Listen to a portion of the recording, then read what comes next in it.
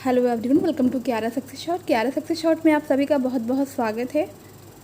जैसा कि आप सभी को पता होगा कि यूपी ट्रिपल एससी से कनिष्ठ सहायक, कनिष्ठ लिपिक एवं सहायक स्तर ग्रेड 3 की वैकेंसी जो है वो आ चुकी है और इसकी सूचना जो है मैंने आपको दे दी थी पहले।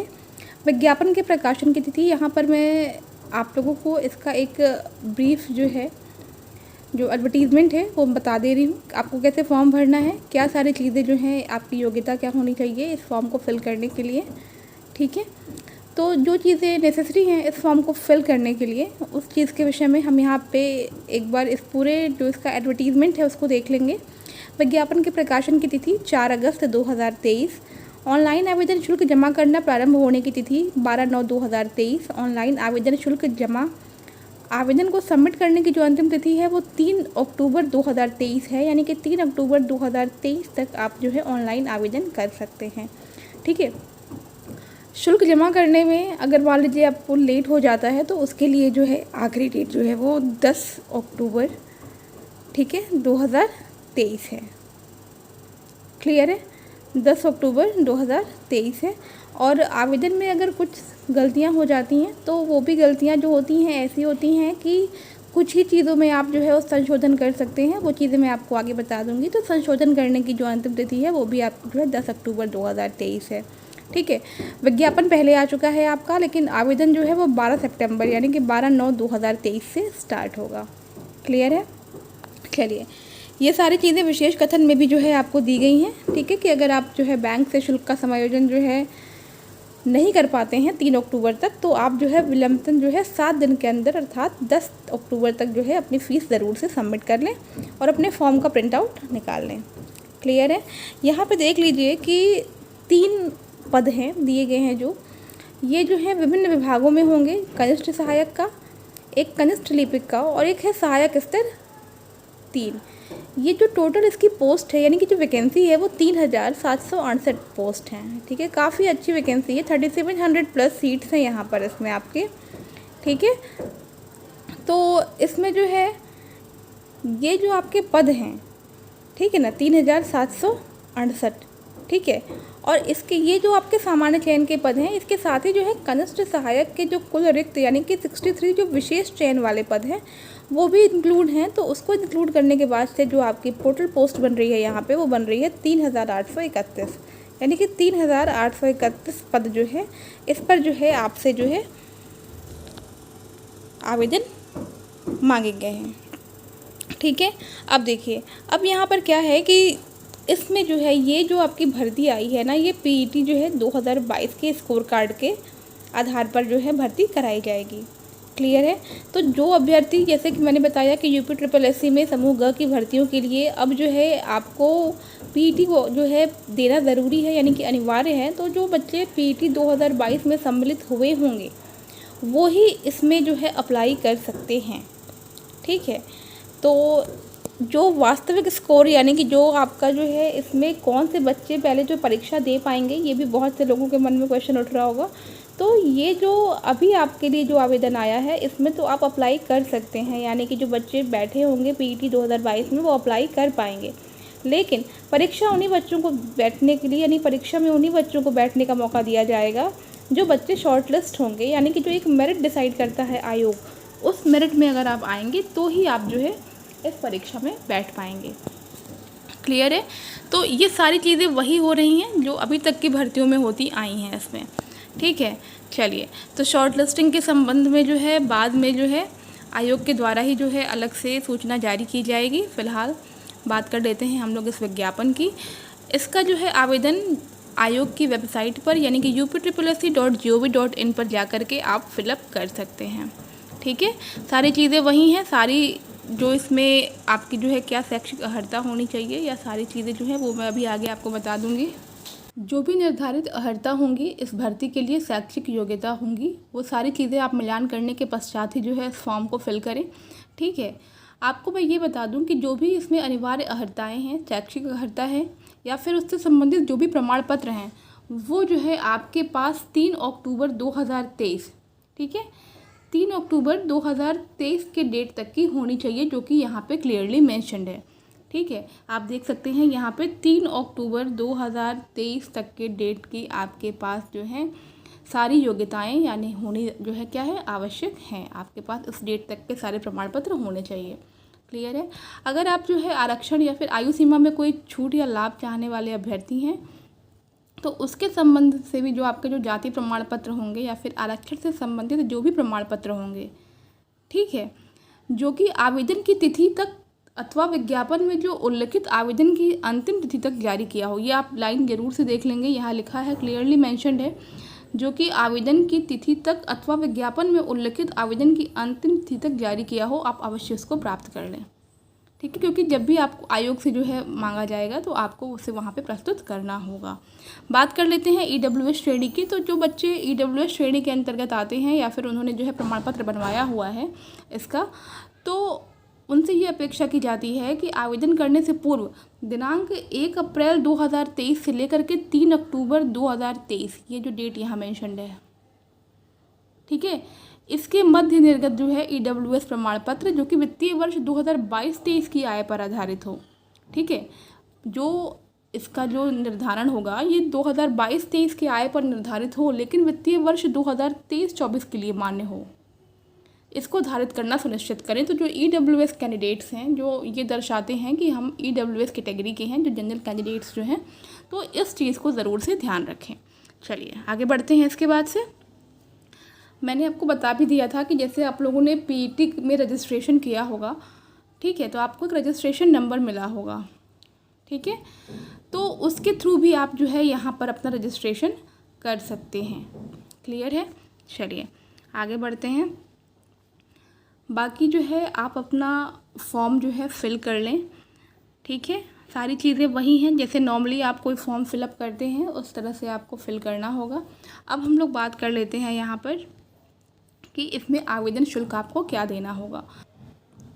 यहाँ पर जो अनारक्षित और सामान्य के लिए जो है आवेदन शुल्क देखिए सभी के लिए 0 ही है, लेकिन यहाँ पर ऑनलाइन प्रक्रिया शुल्क जो है वो 25 रुपये देय है सभी कैटेगरी के लिए, चाहे आप अन्य पिछड़ा वर्ग से हों, अनुसूचित जाति से हों, अनुसूचित जनजाति से हों, यानी कि 25 रुपये आप सभी लोगों को देना ही देना होगा, जो कि आवेदन शुल्क नहीं है बल्कि ऑनलाइन प्रक्रिया शुल्क है। इसके अलावा जो स्वतंत्रता संग्राम सेनानी के आश्रित हैं या फिर भूतपूर्व सैनिक हैं या महिलाएं हैं, दिव्यांगजन हैं या फिर उत्कृष्ट खिलाड़ी हैं, ये सभी लोग जो हैं 1 से 4 तक की इस श्रेणी में अपनी मूल श्रेणी के अकॉर्डिंग जो है अपने आप को उसमें इन्वॉल्व समझें, उसी अकॉर्डिंग उनको फ़ी देनी होगी। तो यहाँ पे सबके लिए जो कि 25 रुपये फ़ी है, तो आप सभी लोगों को जो भी इस फॉर्म को फिल करेगा 25 रुपये दे करके इस फॉर्म को फिल कर सकता है। ठीक है, अब देखिए मुख्य परीक्षा में जो भी बच्चे जो हैं शॉर्ट लिस्ट किए जाएंगे, ठीक है, उनके द्वारा जो है परीक्षा शुल्क का भुगतान जो है वो अलग से करना होगा। ठीक है, जो परीक्षा शुल्क का भुगतान है जो शॉर्ट लिस्टेड अभ्यर्थी होंगे उनके द्वारा जो है जो है किया जाना होगा, और वो तब करना होगा जब आपके परीक्षा का प्रवेश पत्र डाउनलोड करने का टाइम होगा। क्लियर है। चलिए आप अपने जो है फॉर्म का प्रिंट आउट ज़रूर से ले लेंगे। अब बात करते हैं कि आवेदन पत्र में संशोधन की जो तिथि दी गई है उसके विषय में। तो मैं आपको ये बता दूं कि जो आवेदन पत्र में संशोधन आप करना चाहेंगे तो उसमें सभी चीज़ों में संशोधन नहीं किया जा सकता है। ठीक है, आप क्या क्या संशोधन कर सकते हैं, नाम में वर्तनी की गलती हो तब, पिता या पति के नाम में वर्तनी की गलती हो, पत्राचार का पता अगर गलत हो संशोधन कर सकते हैं, अन्य व्यक्तिगत विवरण जैसे कि ईडब्ल्यूएस हो, क्षैतिज आरक्षण की श्रेणी हो, जाति की श्रेणी हो, लिंग हो, आवेदन में अनिवार्य या अधिमानी अर्हता संबंधी कुछ विवरण आपने गलत भर दिया हो, तो इन सभी चीज़ों में आप संशोधन कर सकते हैं। इसके अतिरिक्त आपको अन्य किसी भी चीज़ में संशोधन करने का मौका नहीं दिया जाएगा। क्लियर है। चलिए अब बात कर लेते हैं, चूँकि पदों का विवरण यहाँ पर कहा जा रहा है तो यहाँ पे मैंने बता दिया है कि टोटल कितने पद हैं। यहाँ पर आप देख सकते हैं कि कुल विज्ञापित पदों की संख्या और उनके सापेक्ष लंबवत आरक्षण का विवरण दिया गया है, विभागों का नाम दिया गया है, यहाँ पर पद नाम दिया गया है, किस किस श्रेणी में कितने कितने पद हैं यहाँ पे क्लियरली मेंशन्ड है। ठीक है, तो इस चीज़ को देखना बहुत ज़रूरी है। पहला देख लीजिए, राजस्व विभाग में कनिष्ठ सहायक जो है पद नाम है, ठीक है, ग्रेड पे 2000, मैट्रिक्स लेवल 3 है, अनारक्षित के 615 पद हैं, अनुसूचित जाति के जो हैं 206 हैं, अनुसूचित जनजाति के 6 हैं, अन्य पिछड़ा वर्ग 240, ईडब्ल्यूएस का 83 और कुल पद है 1150। ठीक है, काफ़ी अच्छी पोस्ट यहाँ पे जो है आपको देखने को मिल रही है। राजस्व विभाग में देख लें, यहाँ पर जो है जो पदनाम है सेम वही है, ग्रेड पे भी वही है। बाकी सीट्स की संख्या की बात करें तो अनारक्षित 29 है, अनुसूचित जाति की 13, अनुसूचित जनजाति 0 है, अन्य पिछड़ा वर्ग 14 है, EWS 0 है और कुल पद है 56। सिंचाई एवं जल संसाधन विभाग की बात करें तो कनिष्ठ सहायक यहाँ पर भी है, मैट्रिक्स लेवल 3। अनारक्षित की 590 सीट है, अनुसूचित जाति की 173, अनुसूचित जनजाति की 43, अन्य पिछड़ा वर्ग 125, EWS 103 और कुल पद हैं 1034। नेक्स्ट बात करते हैं सिंचाई एवं जल संसाधन विभाग की। यहाँ पे अनारक्षित की 9 पद हैं, अनुसूचित जाति के 5, अनुसूचित जनजाति के 0 हैं, अन्य पिछड़ा वर्ग 6, EWS 2 और कुल पद हैं 22। नेक्स्ट बात कर लेते हैं निदेशालय बाल विकास सेवा एवं पुष्टाहार उत्तर प्रदेश। तो यहाँ पर जो है आपका 298 पद दिए हुए हैं अनारक्षित के। अनुसूचित जाति के 147 हैं, जनजाति के 17 हैं, पिछड़ा वर्ग के 204 हैं, EWS 73, टोटल 739 हैं। इसी तरह से शिक्षा निदेशालय में भी पद दिए हुए हैं 43, 24, 2, 32, 11 एंड 112 टोटल। यहाँ पे NCC निदेशालय में भी जो हैं 40 अनारक्षित हैं, अनुसूचित जाति के जो हैं 34, जनजाति के 3, अन्य पिछड़ा वर्ग के 13, EWS के 10 और टोटल जो है 100 हैं। ठीक है, नेक्स्ट की बात कर लेते हैं यहाँ पर। तो ये ग्रामीण अभियंत्रण विभाग है। यहाँ पर देख लीजिए, कनिष्ठ सहायक क्षेत्रीय स्तर हेतु भी है और मुख्यालय स्तर के लिए भी है। ठीक है, सीट्स का वर्णन यहाँ पर दिया गया है। मैं सभी चीज़ें अब नहीं बता रही हूँ, यहाँ पे सीट्स आप देख लेंगे। मैं आपको एक बार विभाग का नाम बता रही हूँ। डॉक्टर शकुंतला मिश्रा राष्ट्रीय पुनर्वास विश्वविद्यालय लखनऊ के लिए भी। ठीक है, माध्यमिक शिक्षा परिषद उत्तर प्रदेश प्रयागराज, निदेशालय महिला कल्याण उत्तर प्रदेश, खेल विभाग उत्तर प्रदेश सूचना आयोग, उच्च शिक्षा जननायक चंद्रशेखर विश्वविद्यालय Ballia, UP projects corporation limited, कृषि विपणन एवं कृषि विदेश व्यापार निदेशालय उत्तर प्रदेश लखनऊ।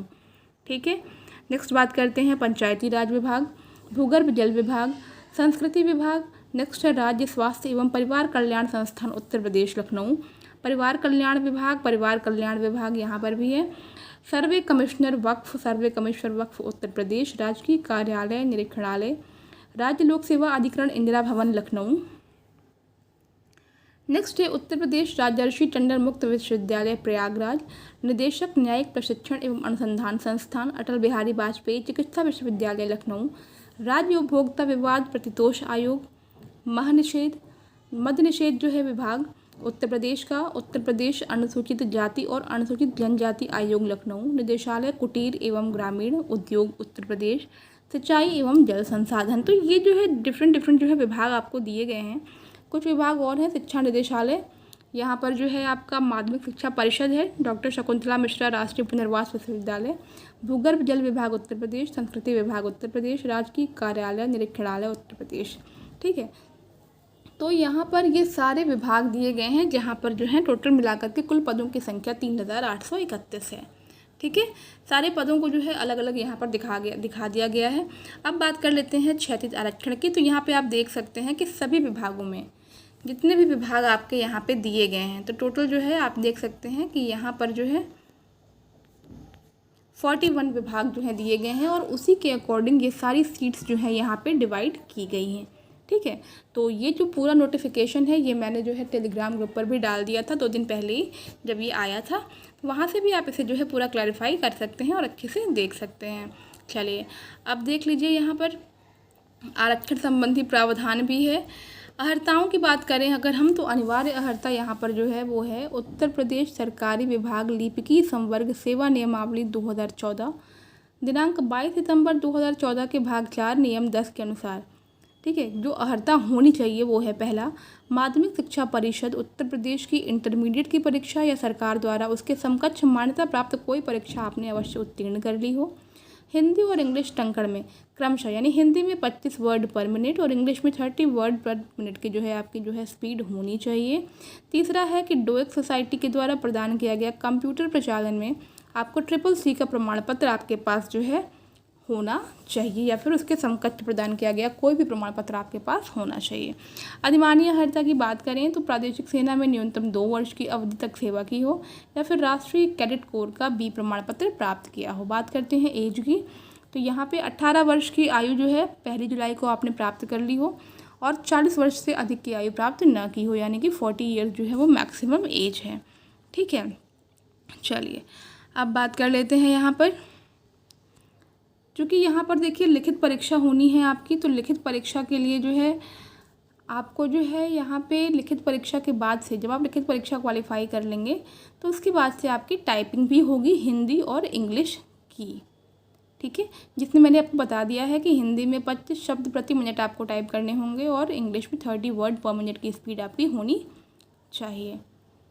ठीक है, चलिए अब बात कर लेते हैं लिखित परीक्षा हेतु परीक्षा योजना और पाठ्यक्रम।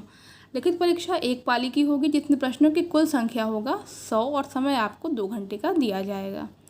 परीक्षा के जो प्रश्न होंगे वस्तुनिष्ठ एवं बहुविकल्पी प्रकार के होंगे। प्रत्येक प्रश्न 1 अंक का होगा, लेकिन जो नेगेटिव मार्किंग है वो की जाएगी, यानी कि 0.25 नेगेटिव मार्किंग होगी, 25% कह लीजिए या फिर 1/4 कह लीजिए। अब यहाँ देख लीजिए विषय में क्या क्या आएगा। यहाँ पे 5 भाग में पेपर होगा। पहला आपका भाग है हिंदी परिज्ञान और लेखन योग्यता। प्रश्नों की संख्या 30 रहेगी, निर्धारित कुल अंक रहेंगे 30। सामान्य बुद्धि परीक्षण 15 प्रश्न रहेंगे, 15 अंक के। सामान्य जानकारी 20 प्रश्न, 20 अंक।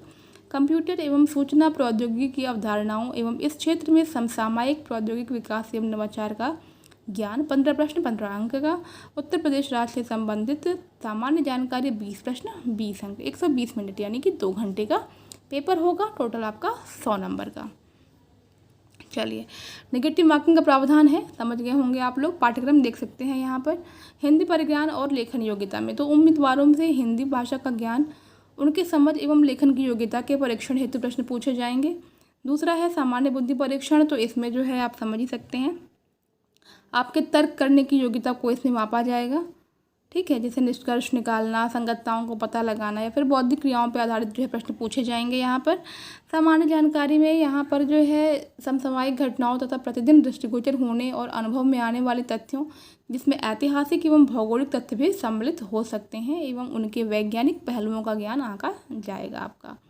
नेक्स्ट है कंप्यूटर एवं सूचना प्रौद्योगिकी, तो यहाँ पर जो है आपका कंप्यूटर से संबंधित प्रश्न पूछे जाएंगे, जिसमें जो है आपका कंप्यूटर एवं सूचना तकनीक का परिचय, hardware, software, operating system, spreadsheet, email, social networking, e governance की जानकारी, डिजिटल वित्तीय उपकरण और अनुप्रयोग, इंटरनेट का, इसमें जो है वर्ल्ड वाइड वेब का परिचय, भविष्य के कौशल और साइबर सुरक्षा का अवलोकन, वर्ड प्रोसेसिंग के तत्व तथा कंप्यूटर और सूचना प्रौद्योगिकी के क्षेत्र में होने वाली तकनीकी विकास एवं नवाचार, artificial intelligence, big data processing, deep learning, machine learning, internet of things, मतलब इन सब चीज़ों से आधारित आपसे क्वेश्चंस पूछे जाएंगे। लास्ट में बात आती है उत्तर प्रदेश से संबंधित जानकारी, तो उत्तर प्रदेश से रिलेटेड जो उत्तर प्रदेश का इतिहास है, संस्कृति है, यहाँ की कला, वास्तुकला, त्यौहार, लोक नृत्य, साहित्य, क्षेत्रीय भाषाएं, विरासत, वन्यजीव, मिट्टी, जलवायु, संसाधन, मतलब उत्तर प्रदेश से रिलेटेड, ठीक है, सभी प्रकार के प्रश्न जो है आपसे पूछे जा सकते हैं। ठीक है, अब इसमें एक चीज़ और बता दूं कि लिखित परीक्षा जो होगी, इसमें जितने भी विज्ञापित पद हैं उसके सापेक्ष 15 गुना अभ्यर्थियों को शॉर्टलिस्ट किया जाएगा, दशमलव के 2 स्थान तक, तो इस चीज़ को ध्यान रखिएगा। ठीक है, अगर परीक्षा 1 से अधिक शिफ्ट में होगी तो नॉर्मलाइजेशन का प्रोसेस जैसे कि होता है वैसे कि होगा। ठीक है, उत्तर प्रदेश के जो अभ्यर्थी हैं आरक्षित श्रेणी के, वो अपने आवेदन पत्र में अपनी श्रेणी को अवश्य अंकित करें। ठीक है, चलिए, और एक चीज़ और बता दूं कि जो उत्तर प्रदेश राज्य के मूल निवासी नहीं हैं उन्हें कोई भी आरक्षण का लाभ नहीं दिया जाएगा, वो माने जाएंगे कि वो जनरल के स्टूडेंट्स हैं, यानी अनरिजर्व्ड के हैं।